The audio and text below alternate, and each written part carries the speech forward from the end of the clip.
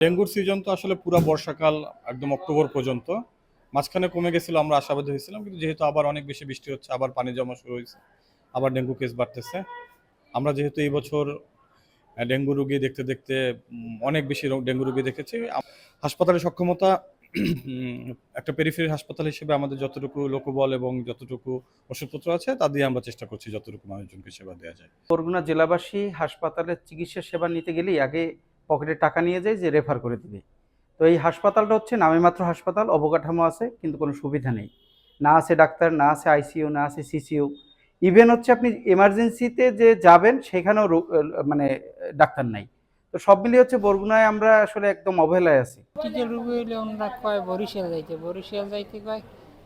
এখন যাওয়াও লাগে, কারণ 18 এরকম 15-17 নামে যায় হ্যাঁ বরিশালে।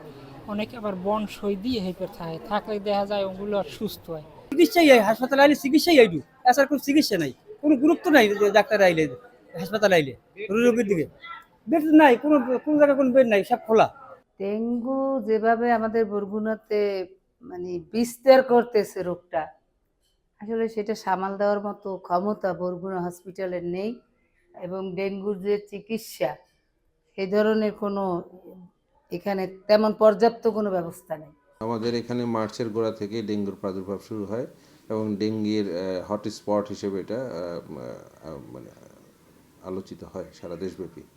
আমাদের সারা দেশের মধ্যে আমাদের বরগুনা জেলাতেই আক্রান্তের সংখ্যা এবং মৃত্যুর সংখ্যা বেশি।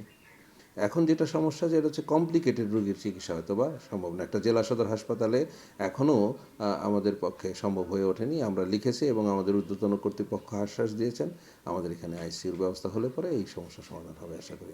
সব মশার বিরুদ্ধে সুরক্ষা দিতে এলো বসুন্ধরা এক্সট্রিম অ্যারোসল, মশার বিরুদ্ধে এক্সট্রিম সুরক্ষা।